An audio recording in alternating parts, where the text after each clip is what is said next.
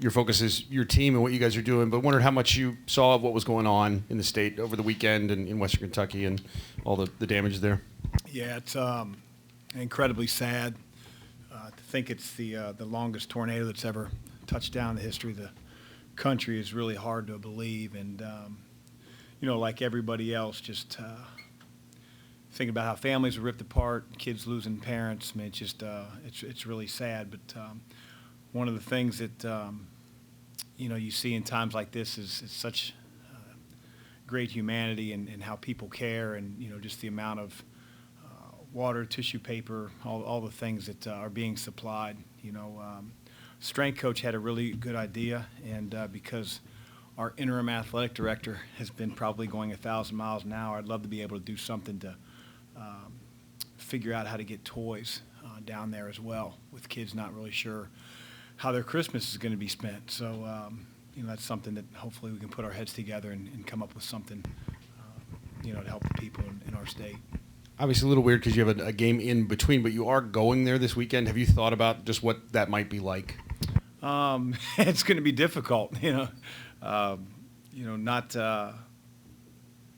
not speaking on the tornado, just Western Kentucky and the shot blocking ability of big fella. But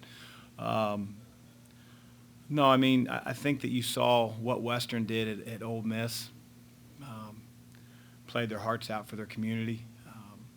So it's going to be eye-opening, I'm sure. Chris, what is your relationship with Josh Hurrell, and what do you expect the new direction of the athletic department to be? He's my boss. No, Josh and I have a great relationship. He's been literally almost every road trip over the last couple of years, even throughout COVID. So I think he's an incredibly hard worker. I think he gets athletics, and he's going to do a tremendous job. I'm excited to have him as my athletic director. Chris, as you look back Friday at what you guys did offensively, anything jump out at you as you look back at? What do we do offensively? We just got to keep plugging away. I thought our pace was pretty good. We've got more in transition than we really had in the last 3 or 4 games. The pace was not the issue. Our ability to finish at times in transition was an issue.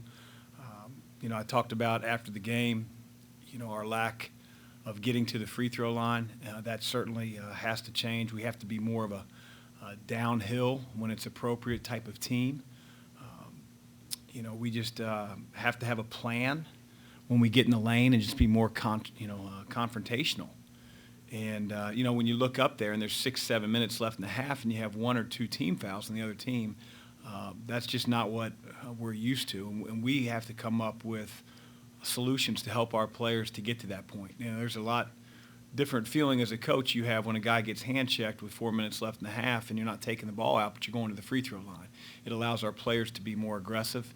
It certainly puts the defense in a tough spot. But we've got to manufacture that a little bit better. We have to have a better mentality, and we got to continue to work on it.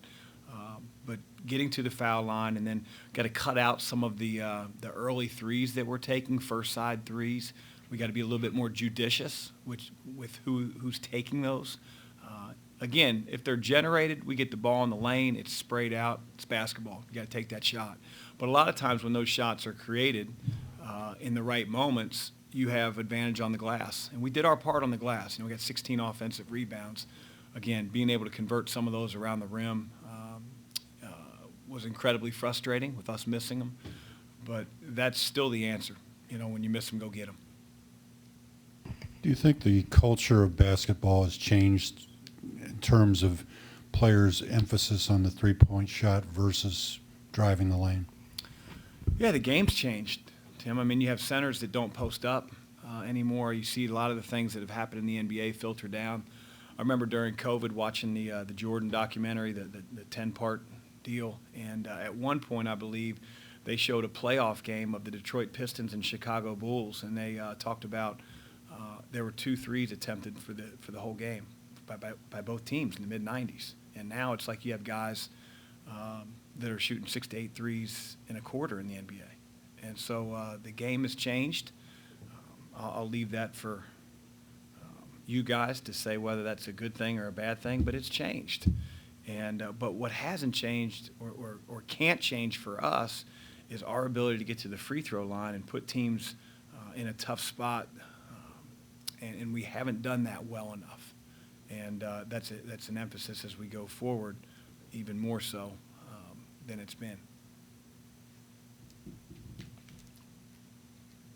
Chris, having a couple of kids who play volleyball, what are your impressions of what the UofL volleyball team's been able to accomplish undefeated Final Four run? Man, awesome. You know, we've been going to games since I've been here just because, you know, like you mentioned, my girls are into it. And, man, just Louisville's ability, Danny's team is just, whether it's Anna Stevenson, you know, the slide and just ball going straight down at the 10-foot line, Tori sets. I mean, the kids are just, and you watch them, you know, they're having so much fun, and man, it's been impressive. It's been fun to watch, fun to follow them. I didn't get the opportunity because I was recruiting on Saturday. My wife took the girls, but I wish I'd have been there. She said it was rocking. Chris, when you have a guy that's known as the shooter, and Jared was just talking about that might be struggling from the floor, he says you just got to stay confident, keep your shot going. As a coach, when you have a guy or two that is struggling from the floor, do you address it with them? Does it become an elephant in the room, or how do you handle somebody that's struggling like that? You know, you just tell them you got to keep shooting it. You know, our guys got to take the open shots, especially our guys that are, for us, guys that we know are knockdown shooters. You know, you saw two of the kids after the game, Noah and Matt, out there shooting on their own.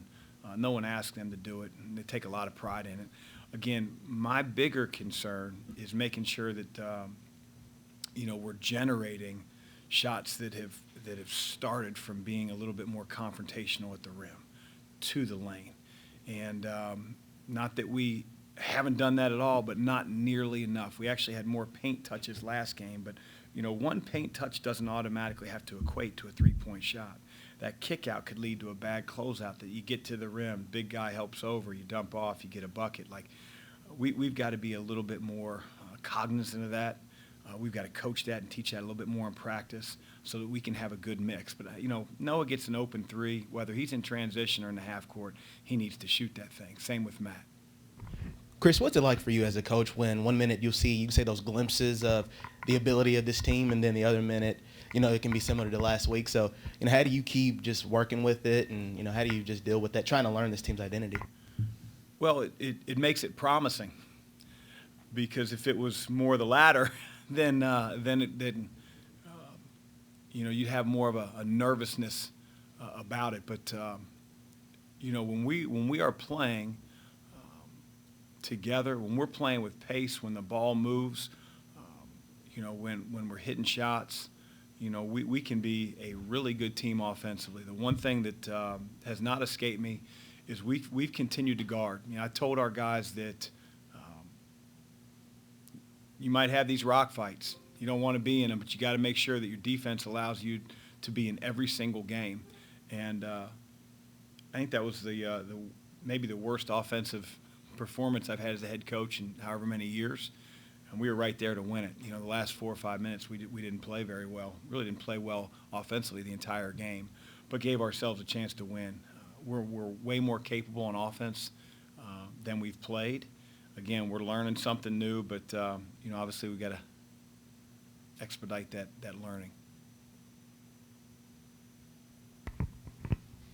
Chris, this is a little less about your philosophy in a general. When you talk about the way basketball has changed, has the change in the game made it harder to press? You see fewer teams that really do it a lot. Does having more ball handlers and more shooters make a difference? Why do you think that is, that teams just don't do it as much? I don't know. You know, you don't see it at the highest level of basketball, but I don't know why that is. You know, I think that you know, for us, I don't think against the best teams in the country and some of the teams in our league, athletically, I don't know if that would be a smart decision for Louisville. But although we haven't pressed the last few games often, that doesn't mean that we won't. Anything else? Anyone? Great. Thanks.